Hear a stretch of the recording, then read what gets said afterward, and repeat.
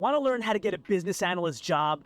What a business analyst job description is in the first place? Business analyst salary, business analyst interview questions, how to put together a business analyst resume, and overall how to become a business analyst. So what is a business analyst? In our previous video about active listening, we brought up the point about business bias, and I said I would have a series of videos walking you through navigating business bias and give you a comprehensive guide to identifying and addressing. So let's start off with bias type number one. The first type of business bias is confirmation bias, and you've heard me mention this one on previous videos on my channel where I talk about another channel, Mentor Pilot, that I watch often to learn about air accidents and things like this, where he talks about confirmation bias, meaning expecting an outcome to come out the way you expected rather than the way that it actually is. So with confirmation bias, we tend to seek, interpret, and even favor information that confirms our pre-existing beliefs about things or hypotheses while ignoring or even totally discounting contradictory evidence that's right in front of us. The example I've given with the airline is that there was a plane landing and the lights were malfunctioning on the runway, but they were functioning on the taxiway, and the plane went to go land on the taxiway because that particular pilot's confirmation bias told him there's no reason for me to think the lights would be anywhere else. So implicitly, without even thinking, he was landing in the wrong place where other planes were readying themselves for takeoff. I think it turned out for the best, but I won't let the cat out of the bag. You should go over to Mentor Pilot and check out how that story ends there. Business bias top type number two, that's a tongue twister, is availability bias. So availability bias relies on readily available or easily accessible information rather than information that might be more correct but might take much more research to get to the bottom of. So with availability bias, we use this kind of information when making our judgments or decisions, often leading to overestimating the importance of something or underestimating the importance of something else that is much more important. Likelihood of events based on recent or memorable examples might come to mind and cloud our judgment when availability bias is being employed. So I'll use another air example here. We all know about the black box on airplanes, and I think we may all know also about the difficulty in retrieving a black box if the plane has gone underwater or other such difficult circumstances. But when they're creating air crash investigation reports, they do everything they can to recover them anyway to avoid this type of availability bias. You may have some survivors on the plane who can give an account of what happened, but they're not in the cockpit with the pilots. The black box is what would give this sort of information. There's two different types of boxes, and we can get into that on a different video about aircraft. But point being, in that industry, they don't rely on just the easily available information, at least if no corruption's going on. For the most part of what I've seen, they do their best to recover all available information from eyewitness testimony, black box, and so forth, even from technical documentation on how the plane is supposed to function. And so we want to avoid that in business as well. Just because we have data or even people readily available to us does not mean that we shouldn't dig further and look for data experts or network experts or other business leadership experts who can provide additional information to us when we're trying to get our solution together. Third important type of business bias is anchoring bias. So anchoring bias relies on the anchor or the original first piece of information that we've received and building all of our notions based on that first piece of information too heavily rather than seeking additional supporting information. So even if the anchor is arbitrary to the situation, some people who have implicit anchoring bias may rely too heavily on that piece of information. So for example, on my projects, we have customers who are telling us about their KPIs or key performance indicators that they'd like to track in the solution. And they may say, well, we have this line of business that is being scrutinized by our leadership team, and it's of vital importance that we get them to work. And as you work through the whole project, there's 10 other lines of business that come into scope. And if you rely too heavily on this initial statement of we have to make sure line of business 1 works, you may give little to no importance on lines of business 2 through 9, and the overall project will be a resounding failure. So we can't rely too heavily on the first piece of information we receive, especially in complex software projects, because there's just too much additional information available, or information that will be developed over time as we use active listening principles that we've learned in our previous videos, and you should go check out that playlist, to ensure that we're listening to everything the customer has to say. So if you've stuck with me this far through the video, I hope you're getting some great value and want to be notified every time I drop the next piece of training in this series. Go ahead and subscribe to How to Be a Business Analyst below and click that bell button for all notifications.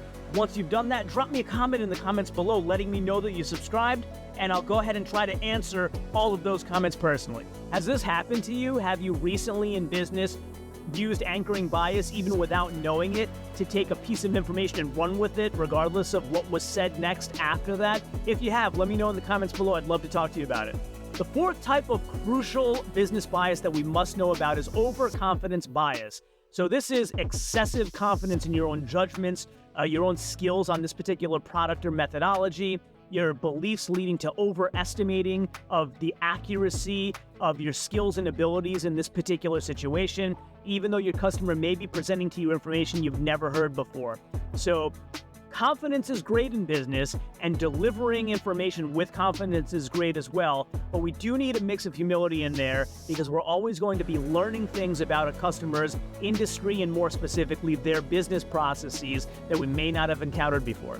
The fifth type of business bias that's crucial for us to understand, and this is a really interesting one to me, I didn't really know about it until I started doing the research, and that's hindsight bias. So hindsight bias makes us believe that something that happened was more predictable than it really was because now we know how to handle it. So sort of thinking back and thinking, oh, I should have known how to handle this particular situation because now that I know, well, geez, it's so easy, it's so obvious. And this often leads to an overestimation of our ability to predict similar situations in the future. We always want to use the active listening techniques that we've learned in previous videos and employ them on all our discussions with our customers without trying to go overboard and predict things before we have all the supporting information.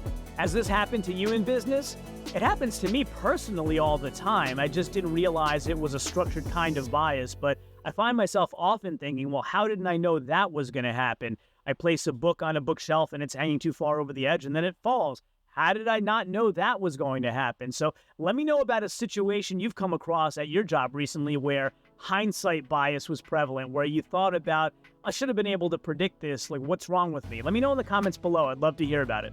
So as I go through providing all this detailed knowledge for you on this channel based on my years of experience, I didn't want all these videos scattered all around to get away from you, so I decided to create a mini course that provides a checklist of 10 essential skills any aspiring business analyst needs to know, and I decided to provide it to you for free. So check the description below on 10 essential skills any aspiring business analyst needs to know. Click that link in the description below and grab your free digital download. Enjoy.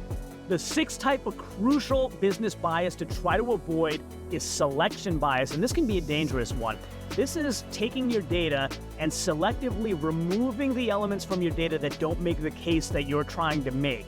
Right? So it can lead to distorted or flat out incorrect conclusions when you're trying to use data to drive a solution that you're trying to build for your customer.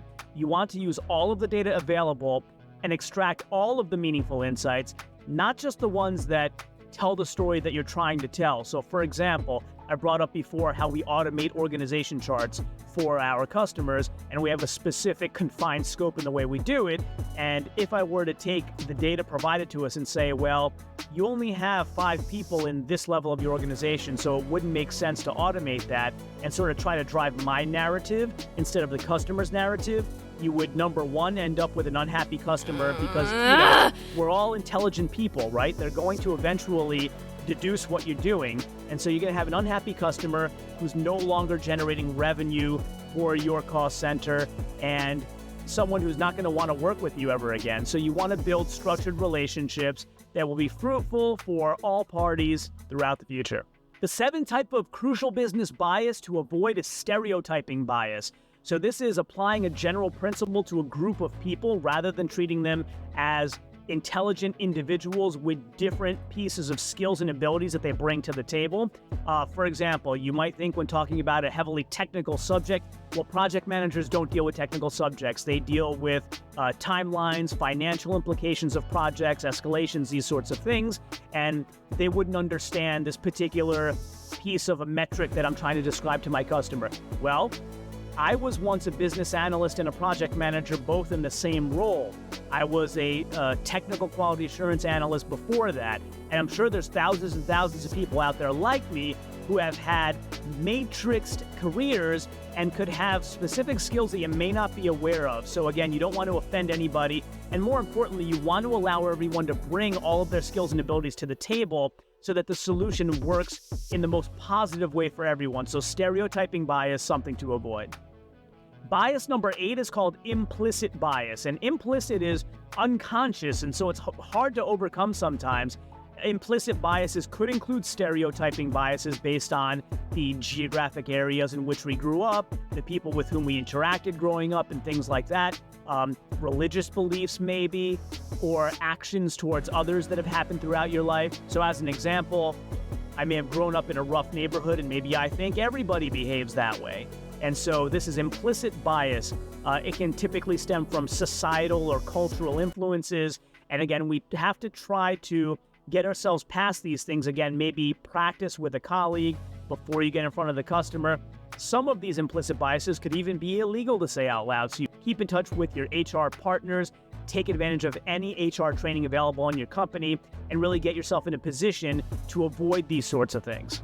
Business bias number 9 that is crucial to understand is authority bias. And this is placing more credibility or reliability on people in positions of authority. Leadership people, VPs, presidents, C-level people. And this can often be misleading because folks in very high positions in a company are typically overseeing many different departments and may not even have the level of detailed understanding in specific areas that someone many levels down in an org chart has. So for example, when I work with other business analysts with my customers, they understand how their data works, which data is in which columns, which ones are dimensional aggregations of their data, and so forth. In most cases, a CEO would never know that. So you want to attribute credibility to everybody who is speaking to you and assume everyone is a capable, intelligent professional unless proven otherwise in your interactions with them. Have you ever had a situation at work where you didn't critically evaluate what someone was saying, but instead just attributed what they were saying's validity to their place in the org chart? If you have, let me know in the comments below. I'd love to talk to you about it. Hey, so one more quick tip for you. If you're thinking, hey, I have a great career too where I can share all these insights on the internet, how do I do that? I have a couple great links for you in the description below. One is Make Money Matt, who teaches how to monetize your skills and abilities online better than almost anybody I've found. And the second one is Teachable, a platform where you can create your very own online courses. Check the links out in the description below. The 10th type of crucial business bias is the bandwagon effect. And that's adopting a particular approach or point of view because everybody else is. And this can be dangerous. You want to bring your individual skills and abilities to the table and critically think about what you're hearing and its impact on the project rather than just going along with what everyone else is saying. And I would say even if they're levels above you in the hierarchy. I've done this in my company. I've challenged authority, and most times they've appreciated the challenge because they're things they didn't think about in the realm of their job where they're handling so many other things. And so again, you want to avoid the bandwagon effect. One of these examples in my career has been acronyms. People, I don't mean to sound derogatory, but think they sound cool when they're using all these acronyms, especially ones they just invented themselves. I've never heard that one before. Can you explain what that is? And many times it will uncover that they just made it up, you know? And so we, in business, want to talk in a way that's clear and understood by everybody. Don't assume everyone knows what you're saying. Be clear and concise and explain your point of view. And a bandwagon effect type of bias could lead you astray from this particular objective because you see everybody else using acronyms and you just want to be one of the team, one of the group, one of the gang, and all of you together get nowhere. Crucial business bias number 11 is framing bias. So this is taking the same information, not selection bias like we talked about earlier where you take data out, but this is the same information but framing it in a different light can really lead to very different results. So an example of this in my organization might be we ask our customers to give us a file with their organization chart in it. We try to load it. It comes back with 0 errors or a certain number of errors, and then we guide our customer on how to structure their data differently to meet the requirements of our solution so it can manage their organization chart for them. In general terms, that's what we do. So let's say we load the file and it comes back with 12 errors. We might say, well, the file came back with 12 errors, but that's not a problem. I'll work with you to fix it. It won't cause any issues to the project at all. Versus your file came back with 12 errors at a critical place in the org chart that's going to affect all of the reporting above that level. We need to get on this right away and resolve it within the next couple of days. It's the same data, but presented in 2 very different lights and 2 very different urgencies that cause 2 very different action items. And I told you that if you stuck all the way through the video, item number 12 might be a little bit of a surprise to you, but if you really think about it, at least if you're like me, you might think, hey, this is a type of business bias that I actually do in my personal life, and I have to admit that I do. And that's attribution bias. And this is the tendency to attribute your actions, especially if they're negative, to having a good reason, right? Well, I didn't do the dishes today because I was running out the door to an appointment. Or I ran over a ball in the road because I was swerving out of the way of a squirrel. Some of these things now might have legitimate reasons and you should have done the action you did, but just the tendency to jump right to the explanation or the reasoning for what you did is known as attribution bias. So I hope you learned a lot about the 12 crucial business bias types that you have to look out for and try to overcome in your business interactions. And again, I'll mention one more time, keep an eye out for a deep dive on every single one of these so you can be prepared with all of the actions and experience needed to overcome them effectively. Thanks again for joining me, and we'll see you next time.